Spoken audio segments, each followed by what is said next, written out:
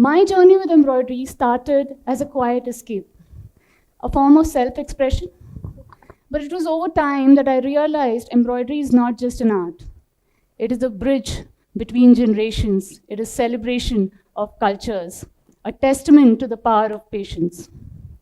Today, we scroll through fast fashion, mass production. How about we slow down and appreciate something handmade, done stitch by stitch? What if embroidery is not just an art? It is a way to reconnect with our history, our culture, with ourselves, and maybe with each other. Ladies and gentlemen, I'm Aditi Bhonsle, on a mission to revive the art of hand embroidery by not only creating art, but by redefining creativity. Let me take you back to my childhood, where my love for this art took root. I come from a simple, humble, middle-class background, where summer vacations meant nani ka ghar, home food, and playing all day. While we did that, there was something very beautiful that took form in the background.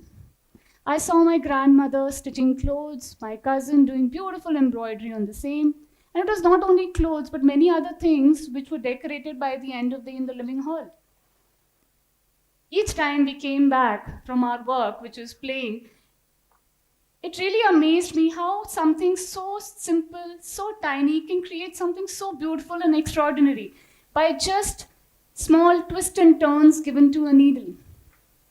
My love for hand embroidery started there. Years passed, life took over, that needle and thread got tucked away in small boxes. I was now a graduate standing at the crossroads of what to do next, of my career option. As any other graduate, my first option was to join a corporate and start climbing up the corporate ladder. I didn't even join. Actually, the job just fell in my lap. I never even applied for it. 11 months, I was out. The question came up again. What next? My mother said, I would really love it if you do IAS. I would want you to be an IAS officer. I just could not see myself as one, and I said, sorry, not happening. The next option, MBA. It was the most trending career option back then. I said, okay, let's give it a try. I went for CAT coaching successfully for 2 months and quit again. This brings me to the first epoch of my life. I was standing there with no options clear in front of me. Does that define me as a failure? Have I failed in life was the question that I always asked myself. Failure is a very strong word for anybody to use. If I had to use it, and just how I used it, I would say I failed successfully. I now knew what not to do in life. But the question still remained, if I know what not to do in life, what am I going to do in life? That's when I decided to do fashion designing, and my memories from my childhood helped me in making that decision. I can say that is the best decision I ever made, which makes me stand here in front of you all.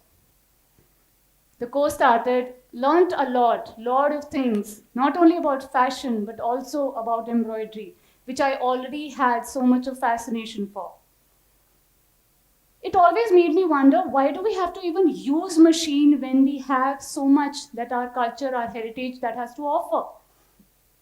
I had decided then, when I pass out, it is all about hand embroidery. Anything I do, this is going to be the primary thing.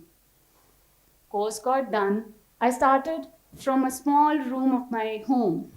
With all the support from my parents, I started and invested in a small setup where I created garments with, you name it, all sorts of embroidery on it. But I guess my customers weren't ready. They still weren't ready to incorporate embroidery in fashion as yet.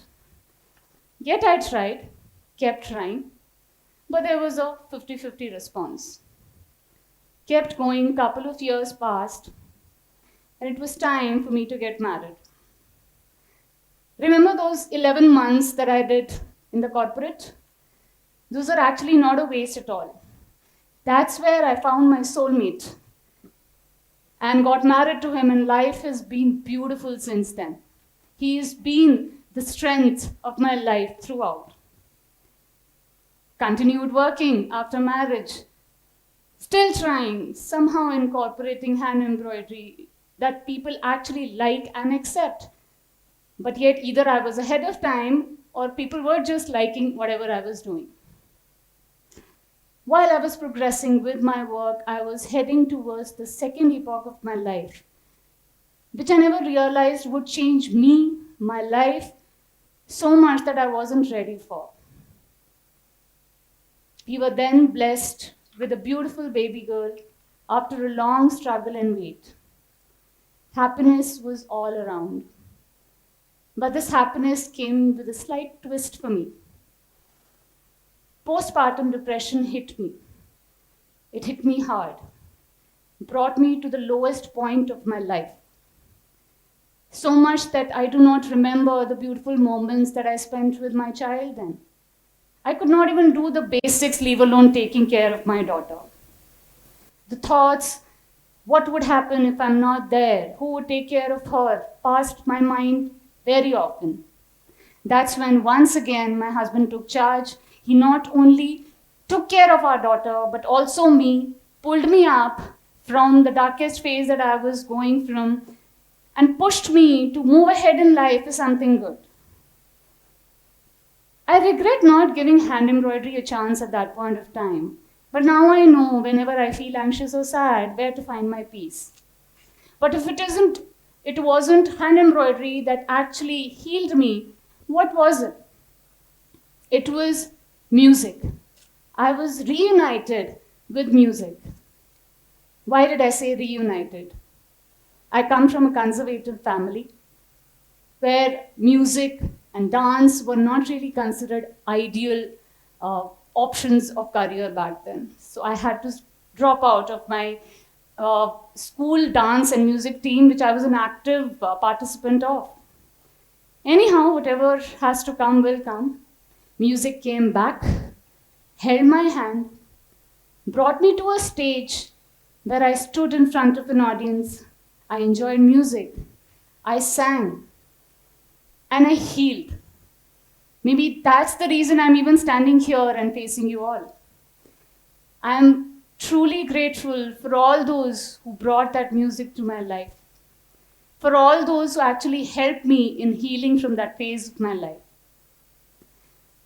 While I was enjoying my journey with music once again, I did not know I was moving towards the third epoch of my life.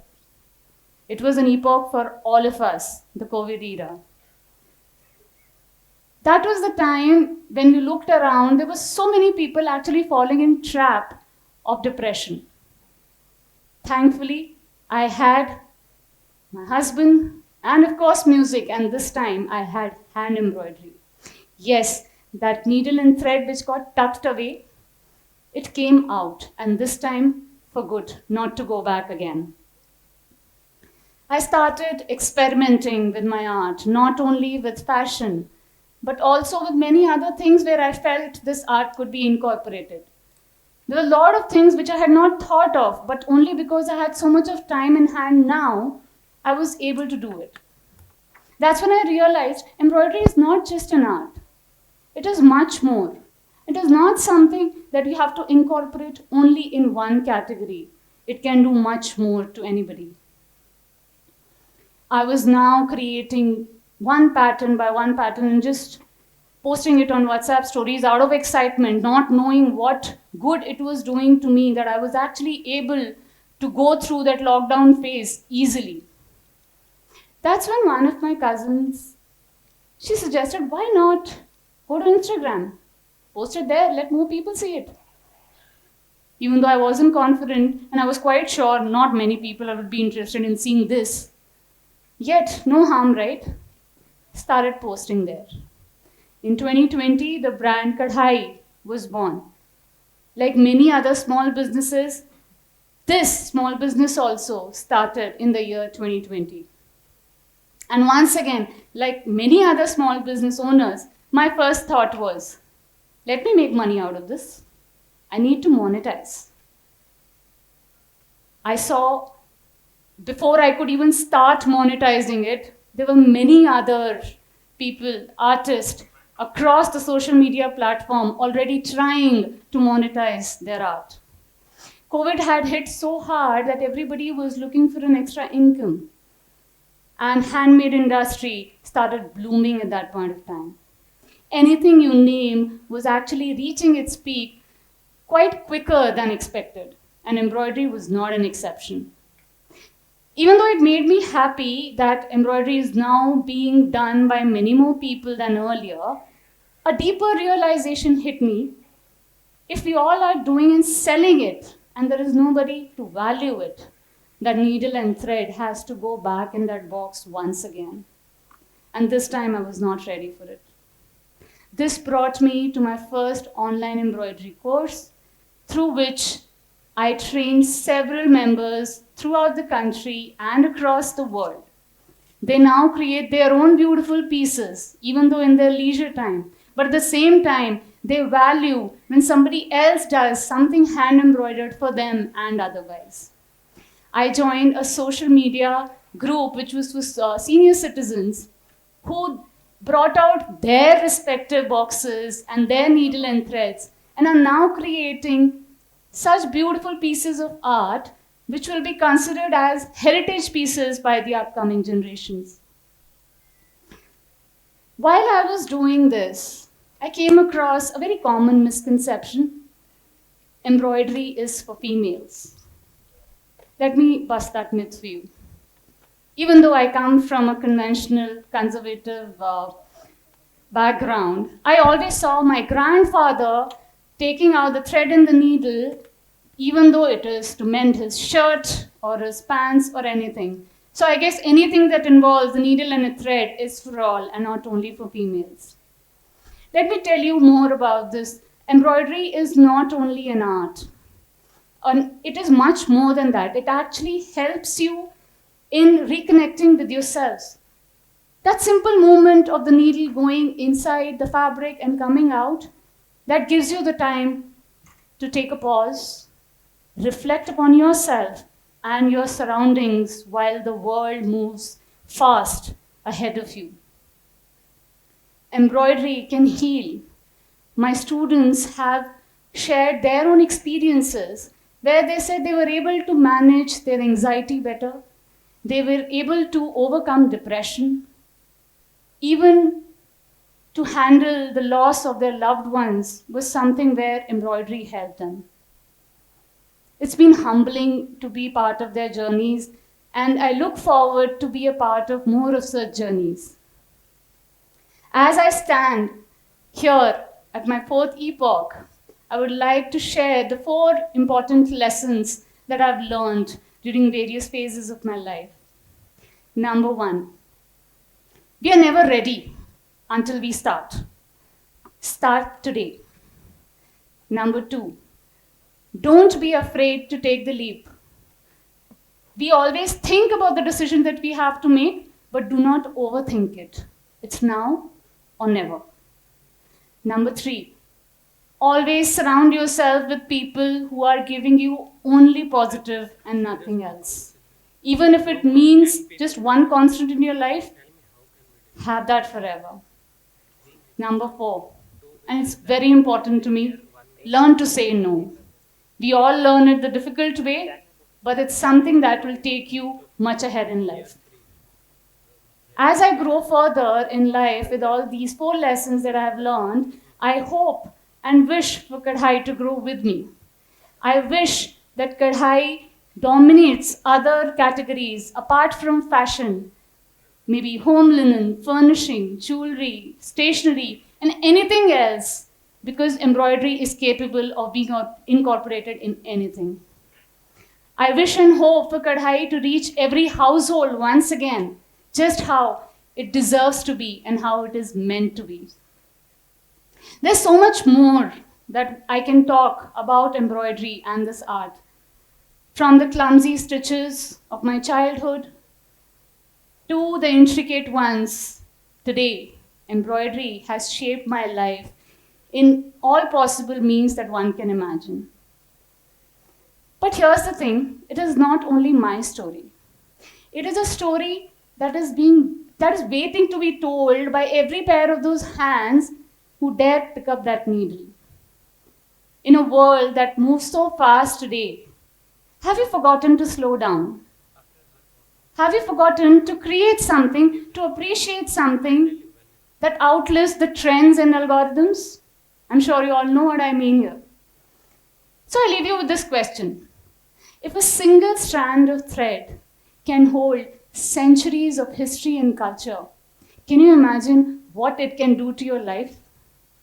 Next time you see a hand-embroidered piece, don't just admire it. Think about the hands that made it. Think about the time it took to create that piece for you. And maybe, just maybe, pick up that needle and start your journey with hand embroidery today and see the difference in your life. Thank you so much for being such a lovely audience.